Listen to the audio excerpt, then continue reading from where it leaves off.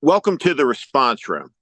In this segment, I'm going to answer the attacks of the Trump campaign against the Harris campaign. I'm going to give voice and say some things maybe that the campaign can't say. I'll be direct, I'll be clear, and I'm going to be truthful. There are all sorts of different types of attacks in politics. One of them, the worst type, is the whining type. They're not playing fair type. And that usually manifests itself when the losing campaign starts complaining about the press treatment that the winning campaign is receiving. She should be doing interviews. She doesn't want to do interviews. Why does she refuse to answer questions from the media?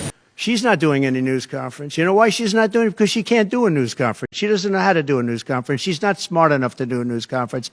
And again, I really can't believe she's been the presumptive nominee for 17 days and she hasn't taken a real question from reporters. She won't even do interviews with friendly people because she can't do better than Biden.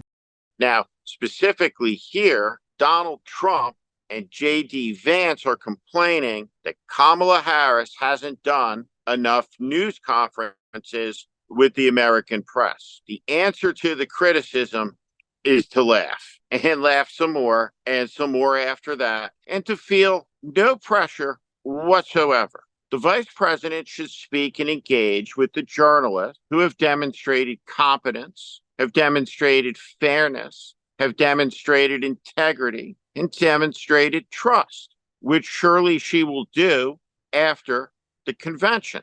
The vice president, through the selection of Governor Walz, has run a flawless campaign. They are on path to win. It is working. The press, such as it is a reviled institution, such as it can be counted as one. The White House press corps asks inane questions every day. If the news conferences that we see on television are any indication of the necessity of answering their questions, good, because there is none whatsoever. The vice president should not bend an inch. Instead, the campaign should take a very offensive position and wonder why the New York Times hasn't asked any of the leading Republicans directly. Do you have any discomfort about supporting someone found to be a rapist by a jury? And the questions can go on and on and on and on. The simple truth of the matter is all of these big companies, they are giant companies, view politics, because it's $1 billion business, as a massive profit center, which is fine. But their interest is not the public interest. And so hiding behind, oh, you must answer our questions, doesn't hold up, because so many of these institutions have lost trust. Norah O'Donnell hasn't lost trust. Gayle King hasn't lost trust. Robert Costa hasn't lost trust.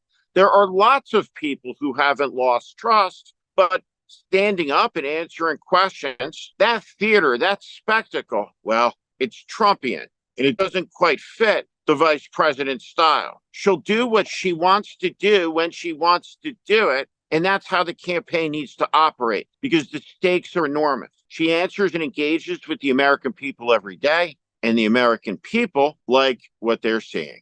When Tim Walz was asked by his country to go to Iraq, you know what he did? He dropped out of the Army and allowed his unit to go without him. I've never lied about my military service. He clearly has. What bothers me about Tim Walz is the stolen valor garbage. Do not pretend to be something that you're not. Lying about your military service in order to procure political points, that's really disgraceful conduct. It's a slap in the face to millions of American veterans, and I think it's totally reasonable to call him out on it. The smearing of Tim Walz's service record is pathetic, if not predictable. Tim Walz served as Command Sergeant Major of his National Guard battalion, period. He did not serve as Command Sergeant Major at a permanent rank. He retired as a Master Sergeant, was not demoted. It was a reduced rank because he did not complete the Sergeant Major school. Maybe because he had other shit to do. For whatever reason, he didn't do it. Maybe because he was a teacher and a coach. He was running for Congress. He was busy. He didn't have the ambition to retire at the rank permanently. but it's fair in any common usage to refer to the governor as Sergeant Major, because that's the rank, the highest that he served at, not the reduced rank that he retired at. But he served honorably. Donald Trump didn't serve. He dodged the draft. He relied on bone spurs. He said that dodging VD in Studio 54 was his Vietnam.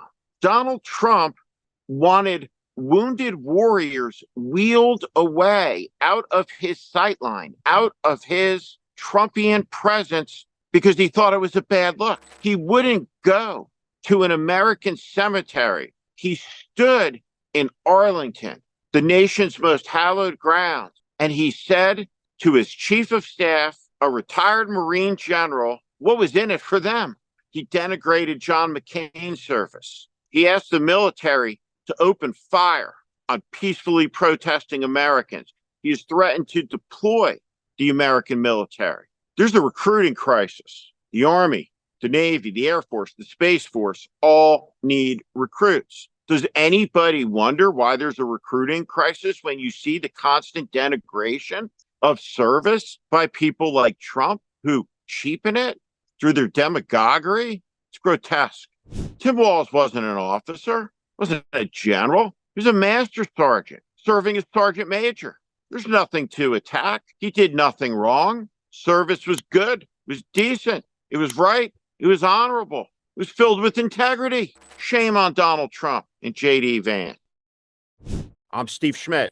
This is The Warning, and I invite you to subscribe on our Substack, on our YouTube channel. Follow us. Welcome to the community.